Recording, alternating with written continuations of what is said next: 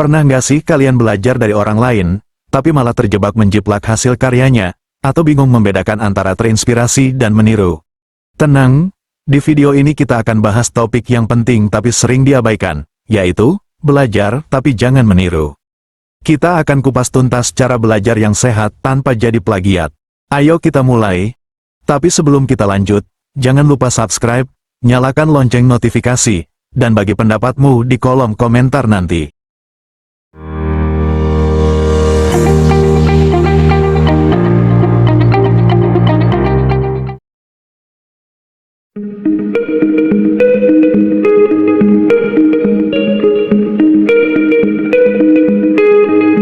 Pertama, kita harus pahami dulu, apa bedanya belajar dan meniru. Belajar adalah memahami konsep, mencari ide, lalu mengolahnya dengan gaya sendiri. Sedangkan meniru adalah copy-paste tanpa berpikir, bahkan mengambil hasil kerja orang lain secara utuh. Contoh kasus, kalau kamu belajar cara menggambar manga dari tutorial, lalu membuat karakter dengan ciri khasmu sendiri, itu belajar. Tapi kalau kamu menyalin persis gambar orang lain dan mengakuinya sebagai karyamu, itu meniru dan termasuk plagiat. Atau, bayangkan kamu ingin bikin nasi goreng. Belajar itu misalnya, kamu lihat resep di YouTube, pahami bumbu dasarnya, bawang, kecap, garam, lalu bereksperimen dengan tambahan topping seperti jagung atau sosis sesuai seleramu. Hasilnya, nasi goreng versimu yang unik. Sedangkan meniru itu misalnya, kamu beli nasi goreng di warung, dipanaskan lagi di rumah, lalu bilang itu masakanmu. Ya jelas nggak etis kan?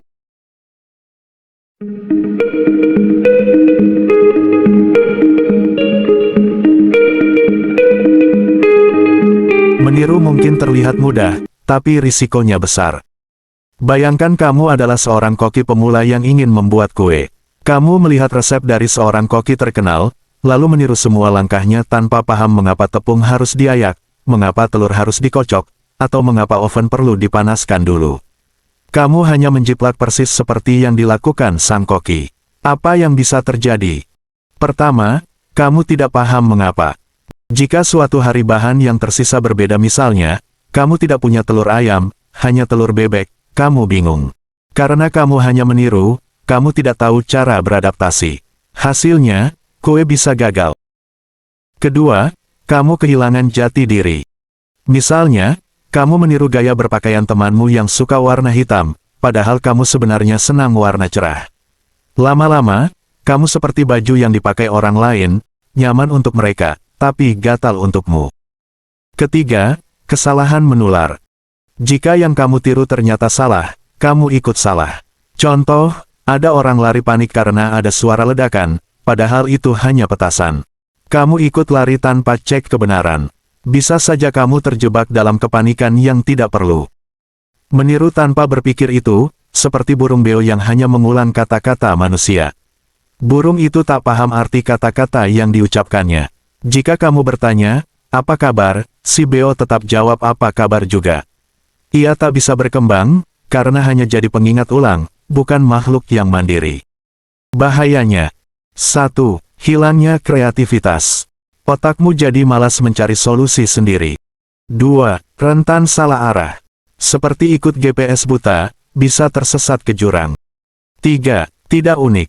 Dunia kehilangan warna karena semua orang jadi fotokopi. 4. Konsekuensi hukum. Plagiat bisa kena tegur, diskors, atau bahkan tuntutan hukum. Meniru boleh saja untuk belajar, tapi jangan berhenti di situ. Selalu tanya mengapa, sesuaikan dengan kondisimu, dan tambahkan sentuhanmu sendiri. Seperti koki andal, mereka belajar dari resep orang lain, lalu menciptakan hidangan unik dari pemahamannya sendiri. Ingat, karya tiruan mungkin bisa viral, tapi reputasi yang hancur sulit diperbaiki.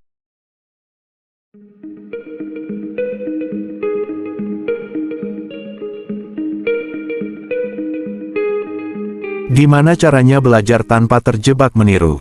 Simak tips berikut. Pertama, pelajari banyak sumber. Jangan terpaku pada satu referensi. Gabungkan ide dari buku, video, atau pengalaman pribadi. Kedua, catat poin penting, bukan copy-paste. Saat riset, tulis ulang dengan bahasamu sendiri. Ini melatih pemahaman. Ketiga, tambahkan gaya personal.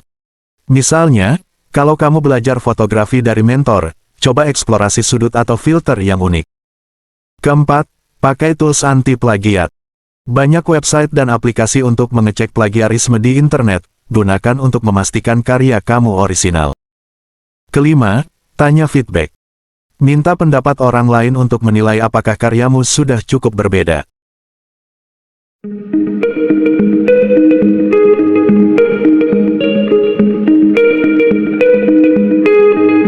Misalnya, kamu ingin menulis esai tentang perubahan iklim. Meniru itu seperti menyalin artikel dari internet, ubah beberapa kata, lalu submit. Sedangkan belajar itu seperti baca 5 artikel berbeda, analisis pendapat para ahli, lalu tulis kesimpulan versimu sendiri dengan data yang valid. Hasilnya, esai yang orisinal, dan kamu pun paham betul dengan argumenmu.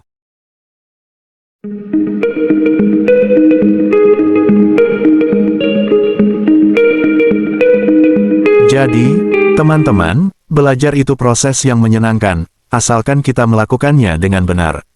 Jangan takut untuk terinspirasi, tapi pastikan kamu selalu menambahkan rasa dirimu sendiri. Ingat, karya hasil meniru itu seperti tanaman plastik. Kelihatan indah, tapi nggak pernah tumbuh, dan nggak ada nilainya. Karya hasil belajar itu seperti tanaman dari biji. Butuh waktu, tapi kamu bisa lihat prosesnya berkembang, dan hasilnya bisa dipanen dengan bangga. Sebelum kita akhiri, tantangan untukmu, kalau kamu punya pengalaman soal ini, ceritakan di kolom komentar. Jangan lupa like, subscribe, dan nyalakan bel notifikasi untuk konten bermanfaat lainnya. Sampai jumpa di video selanjutnya.